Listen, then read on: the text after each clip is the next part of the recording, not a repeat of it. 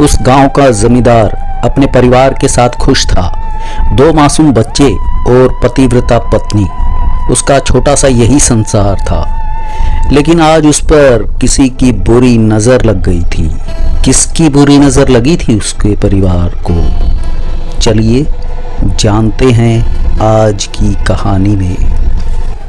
जानकी, जानकी, दरवाजा खोलो जानकी। जमींदार शिव कुमार बदहास बंद दरवाजे को पीटता हुआ चीखे जा रहा था।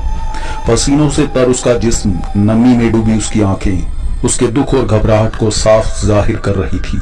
30 वर्षीय शिव कुमार बीते हुए एक प्रहर से पहले खुद को बहुत खुशनसीब और दुनिया का सबसे खुश इंसान समझ रहा था। मगर कुछ ही देर बाद वक्त ने ऐसी करवट ली कि उसे अपना घर संसार तूफान में घिरे तिनकों की तरह उड़ता हुआ नजर आने लगा। वो अपने लुटते घर संसार को समेट लेना चाहता था, बिगड़ी को सवार लेना चाहता था, किंतु विधाता को कुछ और ही मंजूर था। जानकी शिव कुमार की पत्नी थी। वो रूप सौंदर्य में जितनी खूबसूरत थी, उतनी ही सलीकेमंद और गुणी भी थी। शिव कुमार जानकी पर तन मन धन से न्योछावर था।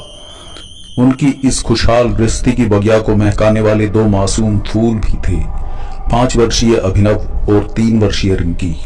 न जाने उसकी गृहस्थी को किसकी बुरी नजर लग गई, जो आज उसके परिवार पर संकट के बादल मंडराने लगे थे। करीब 3 दिन पूर्व वो एक जमीन की लिखा पढ़ी कराने के लिए शहर की कचहरी में गया हुआ था।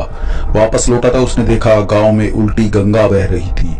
जो गांव वाले शिव कुमार और जानकी की तारीफें करते नहीं थकते थे, वे ही जानकी को अपशब्द कह रहे थे। कुलटा, कुलक्षणी, वेश्या की उपाधि दे रहे थे उसे। शिव कुमार समझ नहीं सका कि ये सब क्या हो रहा था। गांव वालों के साथ निकट के गांव कंचनपुर का जमींदार रतन सिंह, उसका छोटा भाई हीरालाल, चौधरी भैरवनाथ और शिव कुमार के गांव का सरपंच हरि सिंह माधो भी थे। शिव कुमार को शहर से वापस आया देखकर जहां गांव वाले एकदम शांत हो गए थे, वहीं जानकी हवेली के भीतरी भाग की ओर भाग खड़ी हुई थी। वो रो रही थी। शिव कुमार ने देख लिया था। वो भी उसके पीछे किसी अनिष्ट की आशंका से तुरंत लपका। जानकी ने खुद को अपने कमरे में बंद कर लिया और शिव कुमार उसे पुकार पुकार कर दरवाजा खोलने की विनती कर रहा था। क्या हुआ है जानकी? बाहर सारे गांव वालों के साथ ठाकुर और सरपंच क्यों जमा है? मैं तुमसे बात करना चाहता हूँ। कृपया दरवाजा खोलो जानकी। मुझे बताओ, आखिर माजरा क्या है? तुम रो क्यों रही हो? बंद कमरे से जानकी के रोने और सिसकने की आवाजें आ रही थी। अचानक रोती हुई जानकी बोली, आज आपके घर की इज्जत मिट्टी में मिल गई है जी। इन झूठे मक्कार लोगों ने मेरे बेदाग आंचल पर बदनामी का वो दाग लगाया है, जिसे शायद मेरी मौत भी ना धो सके। मैं किसी को मुंह दिखाने के लायक नहीं रही, आपको भी नहीं। जानकी की बात सुनकर शिव कुमार ने कठोर मगर दृढ़ता भरे लहजे में कहा, जानकी, अभी मैं हकीकत से अनजान हूँ, नहीं जानता मेरे पीछे तुम पर क्या गुजरी है, मगर इतना समझ लो, चांद पर दाग हो सकता है, नदियों का पवित्र पानी मैला हो सकता है, मगर मेरी जानकी किसी धार्मिक पुस्तक की तरह पवित्र और बेदाग है। दरवाजा खोलो जानकी, मैं तुम्हारे साथ हूँ, देख लूंगा मैं एक एक को। नहीं नाथ, बुरा वो नहीं होता जिसने कोई गुनाह किया हो। समाज की नजरों में बेगुनाह होते हुए भी जिसे गुनाहगार बना दिया गया हो, सच पूछिए तो वही सबसे बुरा इंसान है। मुझे इन समाज के ठेकेदारों ने समाज की नजरों से गिरा दिया है। जिंदा रहकर मैं आपके माथे पर लगे कलंक को लाश बनकर नहीं ढो सकती। मुझे माफ कर दीजिए स्वामी और मेरा आखिरी प्रणाम स्वीकार कीजिए। आखिरी प्रणाम? जानकी के शब्द शिव कुमार के जहन पर हथौड़ी की तरह चोट मार गई। वो हलक फाड़ कर चीखा, नहीं जानकी नहीं, दरवाजा खोलो। तुम ऐसा वैसा कुछ नहीं करोगी, किसी का ना सही मगर अपने मासूम बच्चों का तो ख्याल करो। बिन मां के इन बदनसीबों का क्या होगा? इन बच्चों का क्या कसूर है? शिव कुमार दरवाजा पीटता रहा और दुहाई देता रहा, मगर जानकी ने दरवाजा नहीं खोला। तभी भीतर उठे शोरगुल को सुनकर शिव कुमार के लठैत वहां आ पहुंचे। उन्हें देखते ही शिव कुमार चीखा, बिरजू, हरिया, लल्लू, कालू, तोड़ दो दरवाजा। चारों लठैत खूब लंबी चौड़ी और बलिष्ठ देह के मालिक थे। दो ने बारी बारी से जब अपने पहाड़ जैसे शरीर की बंद दरवाजों पर कई बार चोटें की, तो आखिर घर के दरवाजे की भीतरी सटकनी एक झटके से खुल गई। मगर कमरे में कदम रखते ही शिव कुमार के पांव जहां के तहां फ्रीज होकर रह गए थे। वहां का मंजर ही ऐसा था। शिव कुमार की हंसती खेलती दुनिया उजड़ चुकी थी। जानकी का शरीर उसी की साड़ी के सहारे पंखे पर झूल रहा था। अगला दृश्य। चीयर्स। चारों ने आपस में अपने अपने पैमाने टकराए और पैशाचिक ठहाका लगाया। ठाकुर रतन सिंह ने हंसते हुए कहा, देखा मेरे दिमाग का जादू, कैसे मैंने एक ही चाल में सारी बाजी पलट दी। बड़ी सती सावित्री बनी फिरती थी साली। एक भद्दी सी गाली देते हुए रतन सिंह बोला, अब देखता हूं कैसे दुनिया वालों को अपना काला थोबड़ा दिखाती है हरामजादी। हम तो तुम्हें पहले ही उस्ताद मानते हैं ठाकुर, चौधरी भानु प्रताप ने कहका लगाते हुए कहा, मगर फिर भी सीने में एक खलिश सी है। सो तो तुम ठीक कहते हो चौधरी, मूंछों को ताव देते हुए सरपंच हरि सिंह माधो बोला। साली बला की खूबसूरत थी, वर्षों से उसे पाने की तलब थी, इसीलिए बड़ा जाल बिछाया था, मगर सब करे धरे पर पानी फिर गया। सरपंच हरि सिंह के मुंह की कड़वाहट सीधे हीरा सिंह ने भी अपनी जुबान पर महसूस की और दांत पीसता हुआ बोला, चिंता क्यों करते हो सरपंच, अभी भी वक्त हमारे साथ है, किसी और दिन अपनी प्यास बुझा लेना। मगर कब? हरि सिंह के मुंह से लार टपकी जा रही थी। बहुत जल्द, कहने के साथ हीरा सिंह ने अपना गिलास होंठों से सटा लिया। अगला दृश्य।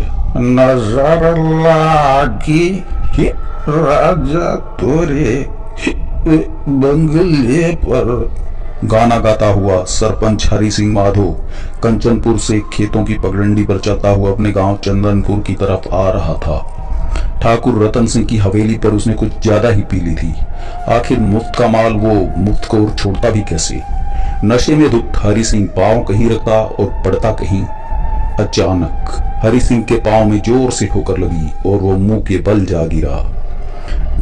तेरे की ओहो, साली ना पियो तो पास बुलाती है और पियो तो खटारा गाड़ी की तरह झटके मारती है। बड़बड़ाते हुए हरि सिंह ने उठने की कोशिश की और उठ भी गया। फिर लड़खड़ाता मिट्टी से लथपथ अपने घर की तरफ बढ़ने लगा। तभी छिन छिन घुंघरुओं का मधुर स्वर उसके कान से टकराया। हरि सिंह चौंका। वो रुककर पुनः उस आवाज को सुनने का प्रयास करने लगा जो उसने सुनी थी, मगर चारों ओर रात का पैना सन्नाटा फैला था। वातावरण में झिंगुरों का शोर जरूर उसके कानों से भिनभिना रहा था। उसने सोचा, लगता है आज जरूरत से ज्यादा हो गई। मगर जैसे ही उसने चलने के लिए एक कदम आगे बढ़ाया, उसी पल उसे फिर घुंघरुओं का स्वर सुनाई दिया। उसने तुरंत चारों तरफ देखा, पर समझ नहीं सका कि ये उसके कानों का धोखा है या फिर हकीकत। कहीं कोई नहीं था। हरि सिंह सिर झटक कर आगे बढ़ गया। कुछ दूर जाते ही उसे दोबारा घुंघरुओं की आवाज सुनाई दी। वो चौंक कर ठिठक गया, लेकिन इस बार वो आवाज लगातार आती रही। ऐसा लग रहा था जैसे कोई घुंघरू पांव में बांध कर चल रहा हो। हरि सिंह माधो ने आवाज की दिशा में देखा। कुछ आगे चलकर दाईं ओर एक मोड़ था, वहां एक कुआं था। आवाज उधर से ही आ रही थी। कौतूहल से भरा हरि सिंह माधव आवाज की दिशा में बढ़ता चला गया। उसने देखा कुएं के करीब घाघरा चोली पहने एक औरत खड़ी है। उस औरत ने लंबा घूंघट किया हुआ था। चांद की चांदनी में उस औरत की आकृति को देखते ही माधव समझ गया कि वो जवान औरत है। शराब के नशे ने उसे इतना भी सोचने का मौका नहीं दिया कि आधी रात के वक्त सुनसान जगह पर वो शबाब आया कहां से। जवान औरतें सरपंच हरि सिंह माधव की कमजोरी थी। सुनसान जगह पर एक अकेली औरत को देखते ही उसका मन मचल उठा। उसने उस औरत पर अपना प्रभाव जमाने के लिए कड़कदार आवाज में कहा, कौन है उधर?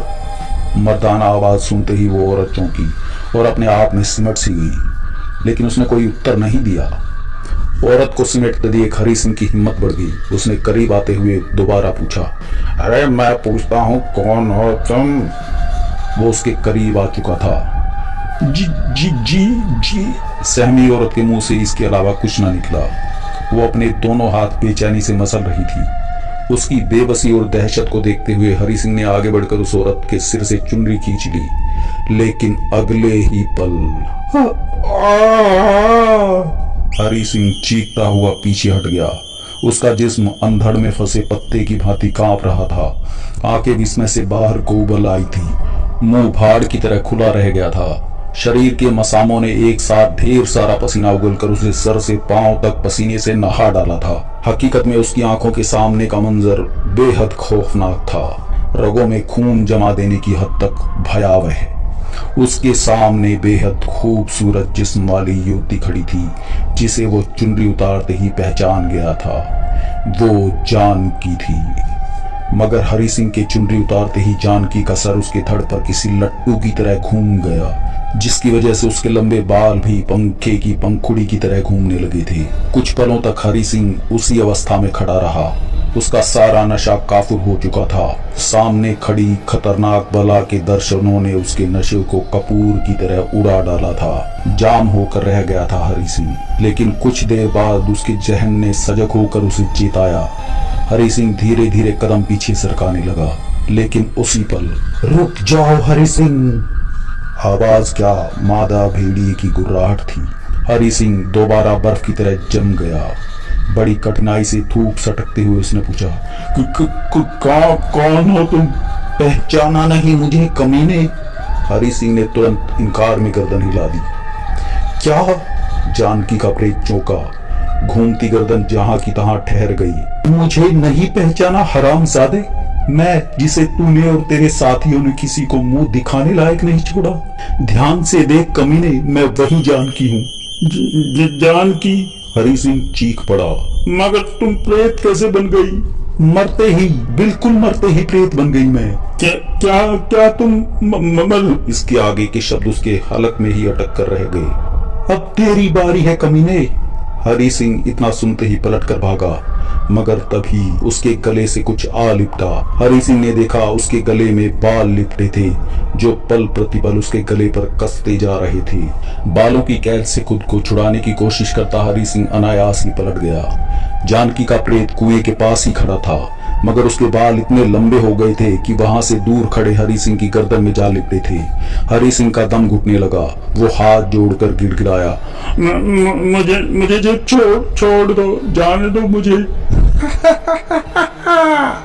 जानकी की तड़पती आत्मा ने जोरदार ठहाका लगाया और विशैले स्वर में गुर्राई, मैंने भी तो तुझसे यही कहा था सरपंच।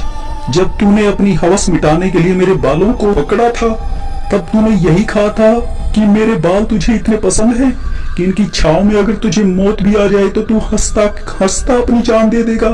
अब देख, मैं तेरी वही इच्छा पूरी करने जा रही हूँ। ले मर कमीने। जानकी की आत्मा ने अपने बाल एक हाथ से पकड़कर अपना वो हाथ इतना लंबा कर दिया कि उसके बालों की गिरफ्त में फंसा हरि सिंह धरती से ऊंचा उठ गया।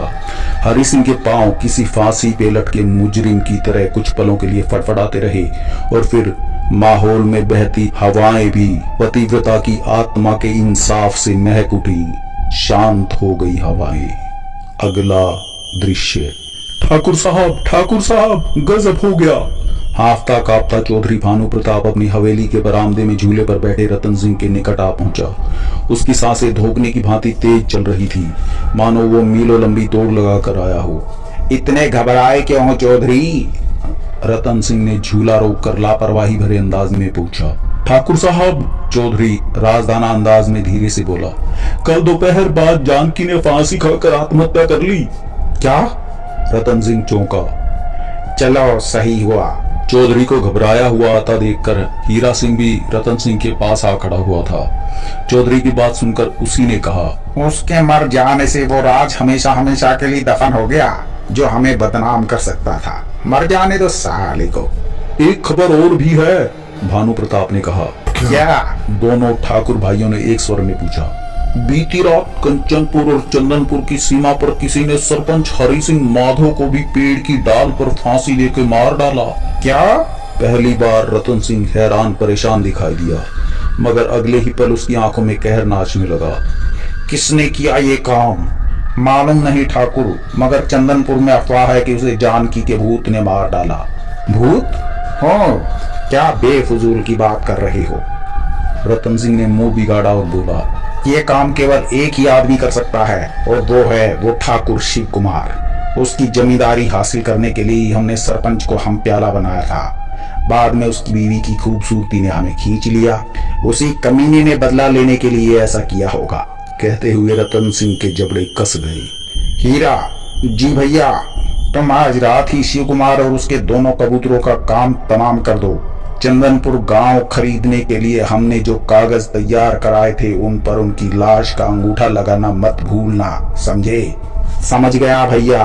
अगला दृश्य, रात के अंधेरे में जीप में अपने 6 लठैतों और चौधरी के साथ हीरा सिंह ने जैसे ही चंदनपुर का रुख किया, वैसे ही वहां से कई किलोमीटर दूर शमशान में तेज हवा चली, जिसने एक झोंके का रूप ग्रहण कर पहले रिहायशी इलाके में पहुंचकर शिव कुमार की हवेली का चक्कर काटा और फिर बला की तेजी से कंचनपुर की तरफ बढ़ गया। इधर ठीक उसी समय हीरा सिंह की जीप अभी कंचनपुर की सीमा पार भी नहीं कर पाई थी कि तेज आंधी चलने लगी। कुछ ही पलों में हवा ने ऐसा तूफानी रूप धारण किया कि 8 शक्तिशाली आदमियों से भरी जीप हवा में यूं उठ गई मानो वो कोई हवा के बवंडर में फंसा कागज का कोई पतला सा टुकड़ा हो। और इसी के साथ की खौफनाक आवाजें उभरने लगी। सभी हैरानी से मुंह फाड़े इस करिश्मे को देख रहे थे।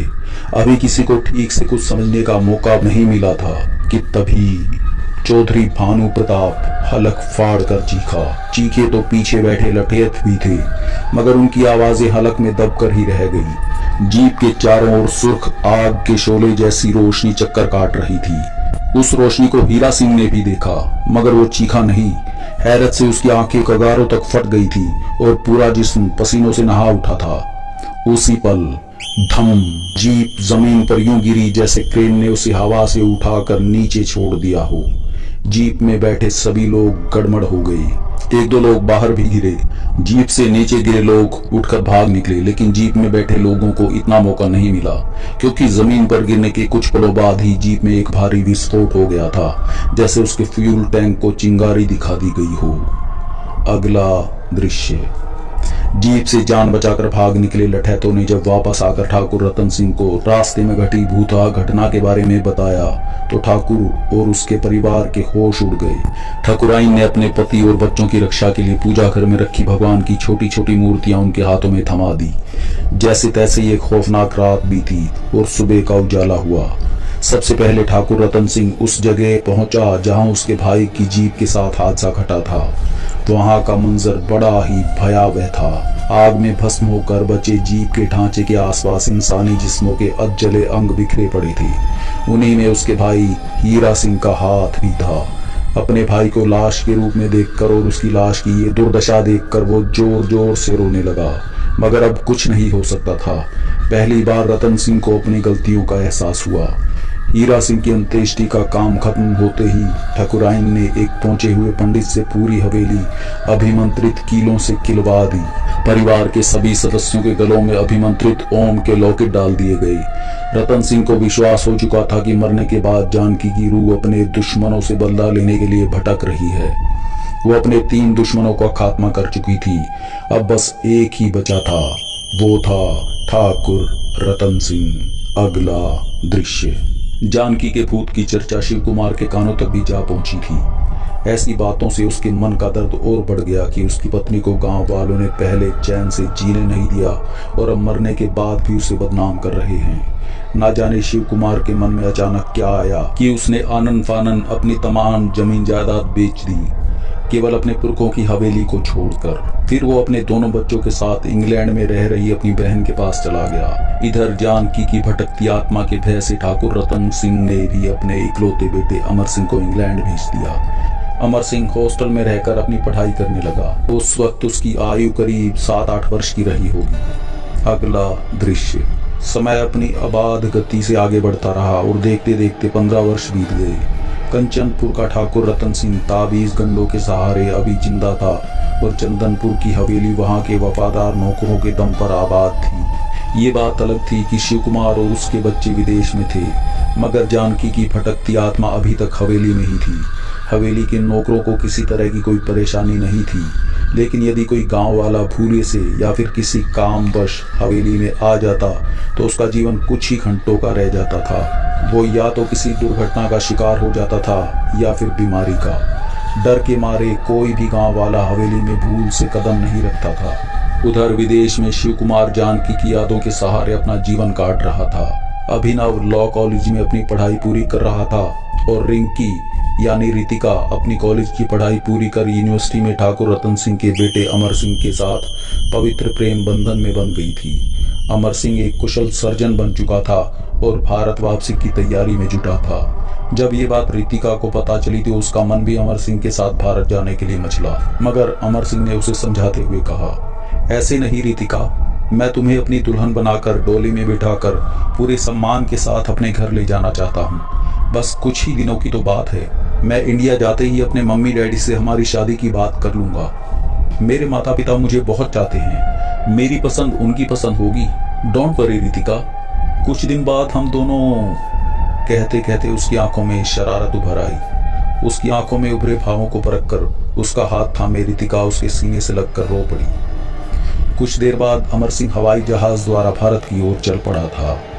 अगला दृश्य, साए साए धप धूम, तेज हवा के तूफान और बेमौसम बरसात ने सड़कों की हालत खराब कर दी थी। अचानक चुर्र, एक कार एक झटके से रुकी। कार क्यों रोक दी ड्राइवर? पिछली सीट पर बैठे अमर सिंह ने पूछा। वो हवाई अड्डे से किराए की कार में अपने गांव जा रहा था। आना तो उसे 3 दिन बाद था, मगर रितिका से शादी की तमन्ना ने उसे वहां रुकने नहीं दिया। वो जल्द से जल्द अपने घर पहुंचकर अपने मम्मी पापा से बता देना चाहता था कि वो क्या चाहता है। वो कार में बैठा अपने स्वप्निल सपनों की ताबीर बुन रहा था। तभी कार ने एक झटके से रुककर उसकी तंद्रा भंग कर दी थी। साहब, आगे रास्ता बंद है, तूफान से पेड़ टूटकर सड़क पे आ गिरे हैं, ड्राइवर ने उसे बताया। ओ, अमर सिंह ने देखा, वास्तव में एक भारी भरकम पेड़ सड़क पर पड़ा हुआ है। उसे रास्ते से हटाए बिना कार का आगे बढ़ना असंभव था। क्या कोई दूसरा रास्ता भी है कंचनपुर जाने के लिए? हाँ है साहब। इतना कहकर कार के ड्राइवर ने कार को बैक करना चाहा, मगर तभी धप की आवाज आई। कार के पीछे सड़क किनारे खड़ा पेड़ टूटकर गिर पड़ा। अब कार ना आगे जा सकती थी और ना ही पीछे। तभी ड्राइवर ने एक सुलगते सुर्ख अंगारे जैसी रोशनी कार की तरफ लपकती हुई देखी। भय से उसकी आंखें चौड़ी हो गई, मगर उसने अपना संयम नहीं खोया। ड्राइवर करीब 55 साल का बुढ़ापे की तरफ बढ़ता क्रिश्चियन व्यक्ति था। उसे समझते देर ना लगी कि वहां कोई प्रेत बाधा है, मगर वो इस रास्ते से पहले भी कई बार जा चुका था। आज पहली बार ऐसा हादसा पेश आ रहा था। अगले ही पल उसने बला की तेजी से अपने गले में पड़ा क्रॉस पिछली सीट पर बैठे अमर सिंह के गले में डाल दिया, और तभी भक, पिछली सीट की खिड़की के निकट आ चुकी सुर्ख रोशनी तेजी से भड़की और ऐसी आवाज आई जैसे कोई औरत बुरी तरह तड़प कर चीखी हो। फिर उस आग के बड़े से भड़कते गोले में ड्राइवर ने एक सूरत देखी, बेहद हसीन औरत की। इसके बाद वो आग का गोला दूर होता चला गया। अगला दृश्य, ये सब क्या था? अमर सिंह हैरत के सागर में गोते लगा रहा था, जबकि बूढ़ा ड्राइवर अभी तक मुंह फाड़े उसी ओर देख रहा था जिस ओर आग का गोला गया था। अगली सीट पर अड़े बैठे ड्राइवर की ऐसी दशा देखकर अमर सिंह ने उसे झंझोड़ा। ड्राइवर बाबा। जानकी? जवाब में ड्राइवर के मुंह से निकला। कौन जानकी? अमर सिंह उलझन में नजर आने लगा। ये सब क्या है? ये लाल रोशनी कैसी थी? और आपने अपने गले का ये क्रॉस मेरे गले में क्यों डाल दिया? कहते हुए अमर सिंह ने अपने गले से क्रॉस को उतारना चाहा। नहीं बेटा, इसे मत उतारना, ड्राइवर ने जल्दी से उसे टोका। मगर क्यों? तुम्हारे सब सवालों का जवाब दूंगा मैं बेटा, मगर पहले तुम मुझे बताओ, कहीं तुम कंचनपुर के ठाकुर रतन सिंह के बेटे तो नहीं हो? जी हाँ। अमर सिंह चौंका और पूछा, आप कैसे जानते हैं? बताता हूँ, मगर पहले यहाँ से निकलना होगा बेटा, तुम्हारी जान को यहाँ खतरा है। और आप? अमर सिंह ने पूछा। आपको क्या कोई खतरा नहीं? मेरा क्या है बेटा, मेरा इस दुनिया में कोई नहीं। वैसे भी उम्र के उस पड़ाव को पार करने वाला हूँ जिसके बाद इंसान बेबसी भरी जिंदगी काटता है। तुम्हारे सामने तो अभी सारा जीवन पड़ा है। पहले नहीं जानता था, मगर अब जानता हूँ, तुम भी अपने बाप की जाति दुश्मनी की जद में आ चुके हो। दुश्मनी? कैसी जाति दुश्मनी काका? तभी ड्राइवर ने कार स्टार्ट कर साइड की कच्ची सड़क पर उतार दी और उबड़ खाबड़ रास्ते को पार कर दोबारा पक्की सड़क पे आ गया। कुछ ही दूर शिव भवानी का मंदिर था। ड्राइवर अमर सिंह को लेकर उसी मंदिर में जा पहुंचा और बोला, यहाँ तुम पूरी तरह महफूज हो बेटा, यहाँ जानकी की आत्मा तुम्हारा कुछ नहीं बिगाड़ सकती। भूत? कैसी बातें कर रहे हो काका? अमर सिंह बहुत तेज हंसा। यहाँ तक कि उसकी आंखों में आंसू भी छलक आए। फिर खुद को संभालता हुआ बोला, आप भी कैसी बातें करते हैं काका। 21वीं सदी में इस आधुनिक वैज्ञानिक युग में आज भी अंधविश्वास जिंदा है। मैं हैरान हूँ। तुम अभी विदेश से लौटे हो बेटा। तुम्हें देखकर ही लग रहा था कि तुम बहुत पढ़े लिखे हो।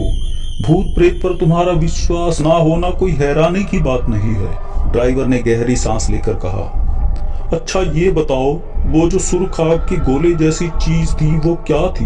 वो क्रॉस तुम्हारे गले में डालते ही क्यों दूर होती चली गई? उस औरत की दर्दनाक चीख तो तुमने सुनी होगी। वो पेड़ों का गिरकर तुम्हारी राह रोकना, ये सब क्या था? मौसम की गड़बड़ी थी काका, और क्या? अमर सिंह ने शांत स्वर में कहा। अभी बहुत कुछ ऐसा बाकी है जो वैज्ञानिकों की खोज से बहुत दूर है, मगर जल्दी ही उनकी पकड़ में होगा ये सब। एकाएक अमर सिंह को कुछ याद आया और वो बोला, अच्छा बाबा, अब आप मुझे ये बताइए कि उस प्रेत ने क्रॉस की वजह से मुझे तो छोड़ दिया, मगर फिर आपको क्यों नहीं मारा भाई? अमर सिंह के स्वर में व्यंग उभर आया था। क्योंकि वो जानकी का भूत था बेटा। फिर जानकी? अमर झुंझला उठा। कौन है ये जानकी, और मेरा उससे क्या वास्ता भाई? वास्ता? बहुत गहरा वास्ता है बेटा। ड्राइवर की आंखें शून्य में जा टिकी। फिर वो बोला, सुनो अमर सिंह, तुम्हारा जानकी से क्या वास्ता है? जानकी का पति शिव कुमार चंदनपुर का जमींदार था और तुम्हारे पिता यानी ठाकुर रतन सिंह कंचनपुर के जमींदार। मैं अपनी बात शुरू करने से पहले तुम्हें ये बता देना चाहता हूँ कि तुम अपने पिता के व्यवहार से एकदम जुदा हो। तुम पूरब हो और वो पश्चिम। तुम्हारे पिता और चाचा पक्के अय्याश और शराबी और मक्कार थे। बाबा, अमर सिंह चीख पड़ा। वो दांत किटकिटाता हुआ बोला, अब आपने अपनी जुबान से एक लफ्ज भी मेरे पिता के खिलाफ? पहले मेरी बात पूरी होने दो बेटा, फिर तुम जो ठीक समझो वो करना।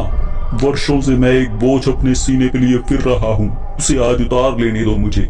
अमर सिंह क्रोधित नजरों से ड्राइवर को देखने लगा। उसने अपने होठ सख्ती से भींच लिए थे। ड्राइवर बोला, शिव कुमार की पत्नी जानकी बहुत सुंदर, सुशील और धार्मिक औरत थी, मगर उस चांद के टुकड़े पर 4 शैतानों की गंदी निगाह पड़ चुकी थी। एक दिन ठाकुर रतन सिंह को पता चला कि शिव कुमार कुछ दिनों के लिए शहर जा रहा था। वो तो कब से ऐसे मौके की तलाश में था जब वो जानकी जैसी मासूम और सुंदर मैना को अपने जाल में फंसाता। अगली रात उसके एक आदमी ने डाकू के वेश में जानकी तक ये संदेश भिजवाया कि शिव कुमार डाकुओं के कब्जे में है, इसीलिए जितना घर में नकदी जेवर हो सब लेकर चंदनपुर गांव की सीमा पर पहुंच जाए। साथ ही जानकी को जुबान बंद रखने की धमकी भी दी गई थी। बेचारी जानकी ने अपने पति के प्राण बचाने के लिए वैसा ही किया। गांव की सीमा पर बने कुएं के पास चंदनपुर का सरपंच ठाकुर रतन सिंह, ठाकुर हीरा सिंह और चौधरी भानु प्रताप घात लगाए बैठे थे। जैसे ही जानकी नकदी जेवरों की पोटली लेकर वहां पहुंची, चारों शिकारी भेड़ियों की तरह उस पर झपट पड़े। वो बेचारी उनके चंगुल से निकलने के लिए तड़प रही थी, रहम की भीख मांग रही थी, मगर उन जालिमों पर तो हवस का शैतान सवार था। तभी अचानक वहां कंचनपुर गांव का एक 40 वर्षीय ग्रामीण जोजफ आ पहुंचा। जानकी की आबरू बचाने के लिए उन चारों शैतानों का मुकाबला करना जरूरी था, जो जोजफ के बस की बात नहीं थी। आखिर उसने तरकीब से काम लिया और निकट के एक मिर्ची के खेत से सूखे पौधे उखाड़कर कुएं की आड़ में जा पहुंचा। जैसे ही उसने मिर्ची की झाड़ियों में दिया सलाई दिखाई, सूखी झाड़ियों ने आग पकड़ ली। झाड़ियों को उसने पहले ही बांध दिया था। वो काफी बड़ा ढेर था।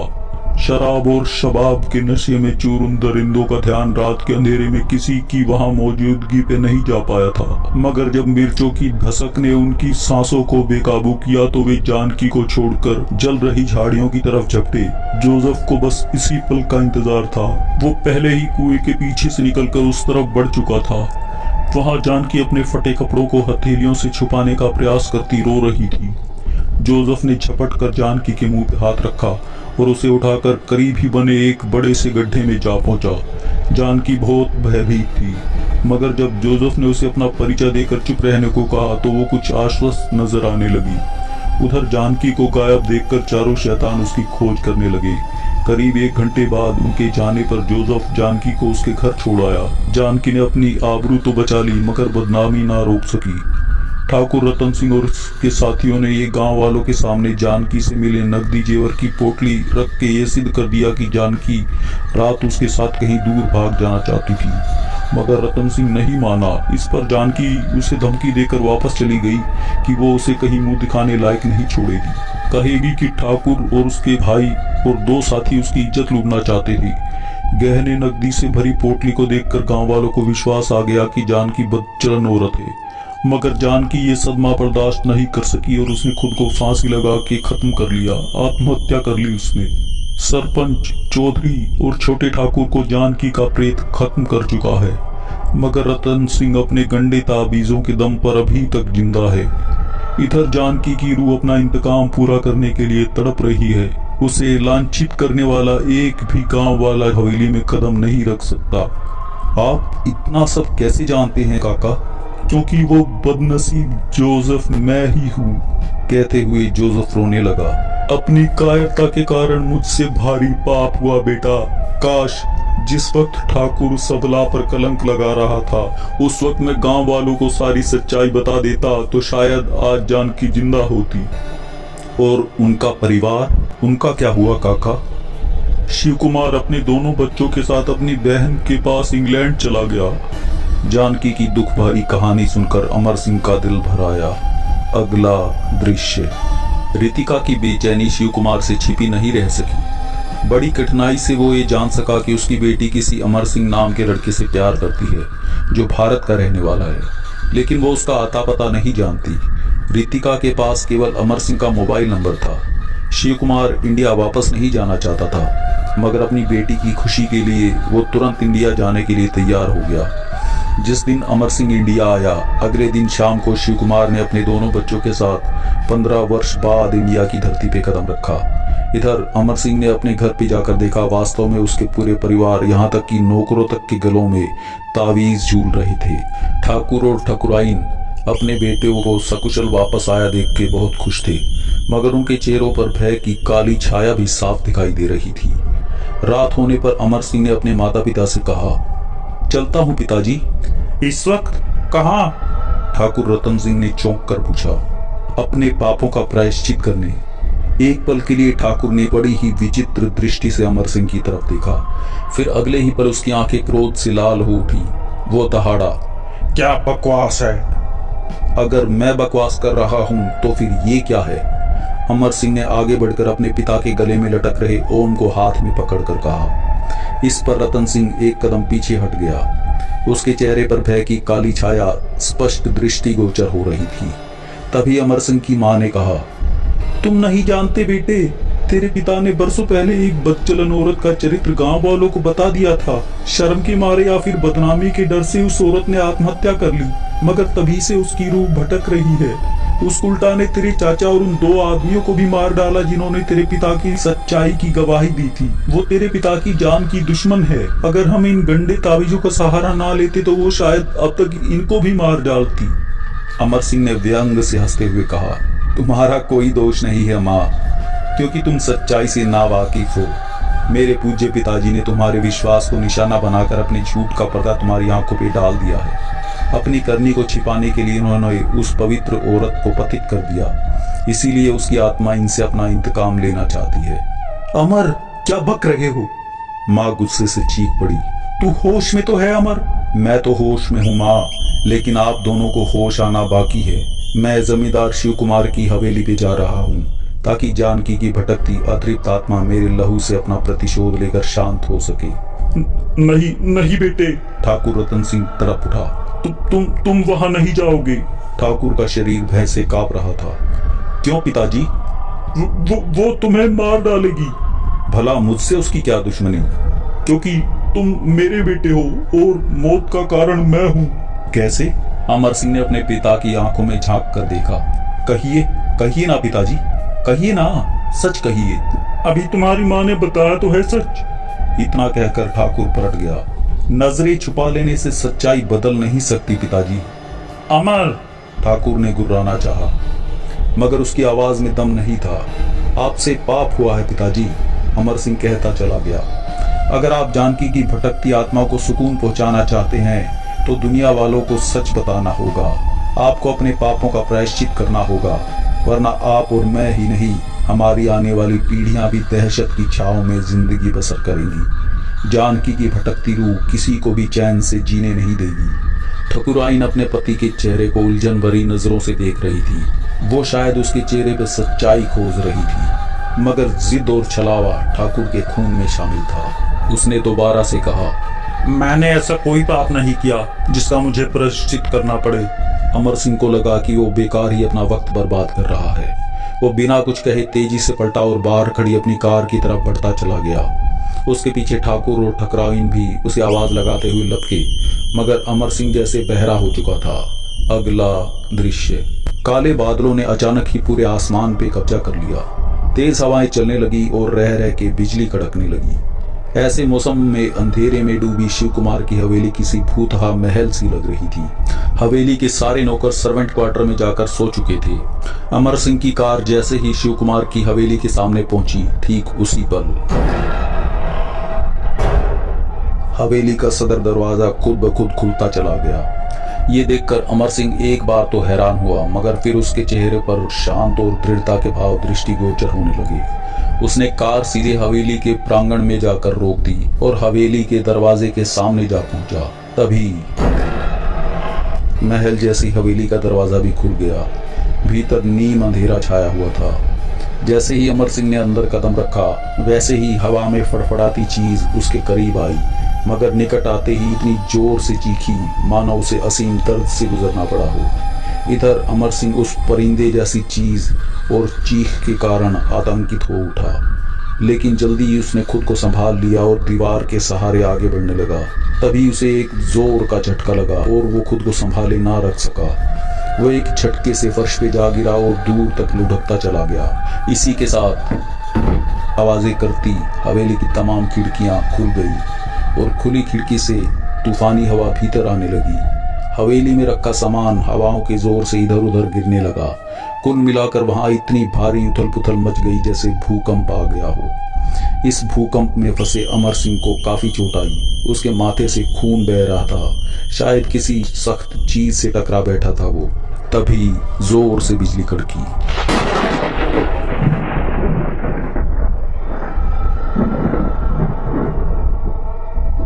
उस प्राकृतिक रोशनी में अमर सिंह ने एक भयानक साया अपने सामने खड़े देखा। कौन हो तुम? अमर सिंह मुश्किल से पूछ सका। तेरी मौत। आवाज क्या बड़ी भयानक आवाज थी, मानो शमशान के सन्नाटे में कई मुर्दे चीख पड़े हो। मैंने तुम्हारा क्या बिगाड़ा है? तुम मुझे क्यों मारना चाहती हो? भयानक हंसी से पूरी हवेली थर्रा उठी। तू क्या सोच रहा था? अपने दुश्मन के बेटे को मैं अपनी गोदी में बिठाऊंगी, पुचकारूंगी उसे? नहीं अमर सिंह, तू सांप का बेटा है। तू भी अपने बाप की तरह जहरीला नाग बनेगा और फिर मुझ जैसी किसी अबला का जीवन बर्बाद करेगा। तेरी रगों में भी उसी शैतान का खून दौड़ रहा है जिसकी शैतानियत ने मेरा जीवन नर्क बना दिया था। ओह, तो आप जानकी हैं? अमर सिंह ने कहा। मगर जोसेफ काका ने बताया था कि आप बहुत खूबसूरत थी और अब तो मुझसे खिलवाड़ कर रहा है लड़के। उस दिन तू जोसेफ के कारण ही बच गया, वरना उसी दिन मैं तेरा काम तमाम कर देती। तो आज कर दीजिए, मार डालिए मुझे। अमर सिंह लगभग चीख सा पड़ा था। अगर आपके बदले की आग मुझे खून में नहा के ठंडी होती है तो लीजिए, मार डालिए मुझे। कहते हुए अमर सिंह ने अपने गले में पड़ा क्रॉस निकालकर दूर उछाल के फेंक दिया। वो क्रॉस चिकने फर्श पर फिसलता हुआ दरवाजे तक जा पहुंचा। कमरे में हल्का नीला उजाला फैलने लगा था। बदले की आग में सुलगती जानकी की आत्मा खूंखार ढंग से अमर सिंह की ओर लपकी, लेकिन तभी ठहर जाओ जानकी।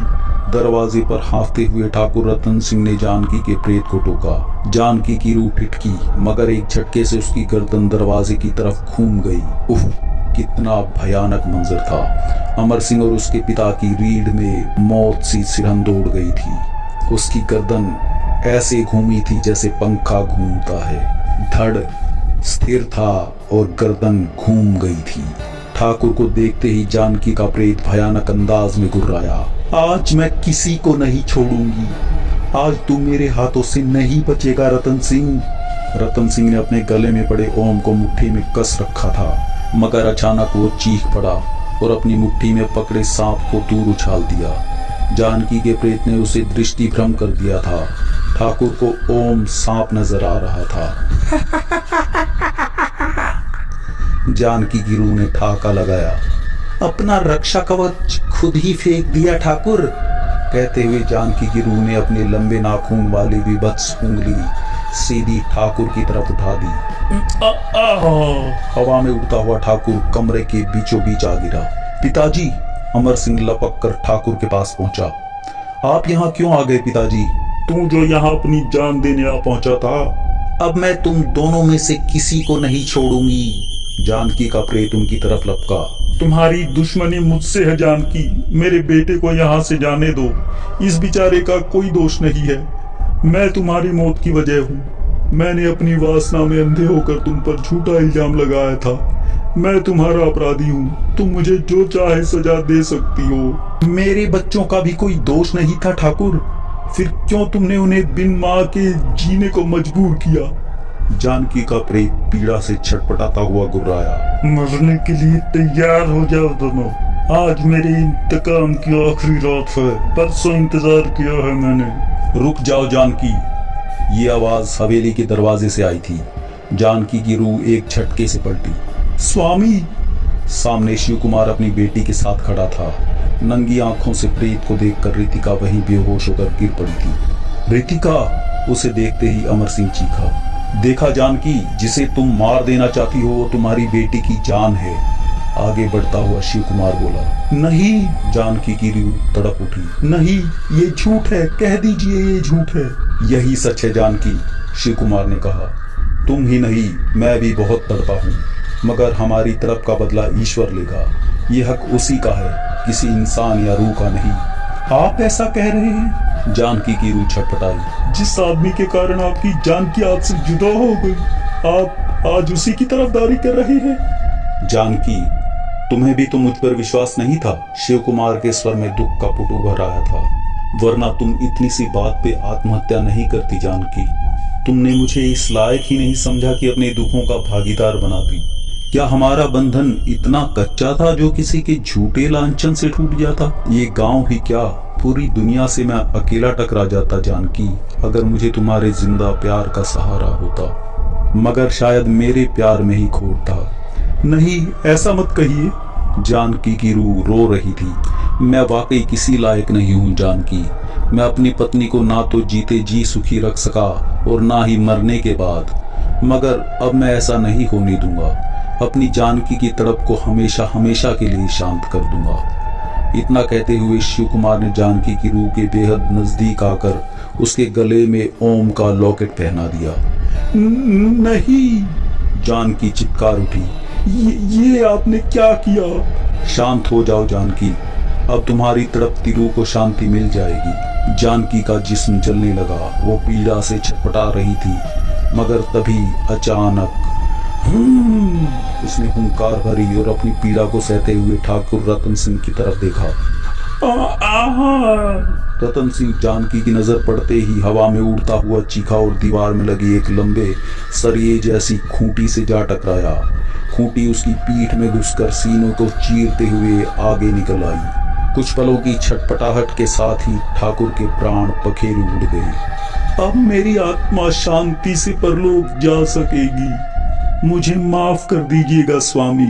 जानकी की रूह आग की लट्टों में घिरी, बोलते बोलते भस्म होती चली गई। अगले ही पल एक लाल सी रोशनी उस भस्म होती लपटों से निकली और हवेली की खिड़की से निकलकर आसमान की ओर उड़ गई। जानकी की रूह ने अपना बदला ले लिया था और साथ ही जानकी की रूह को मुक्ति भी मिल गई थी। समाप्त। You scared the shit out of me.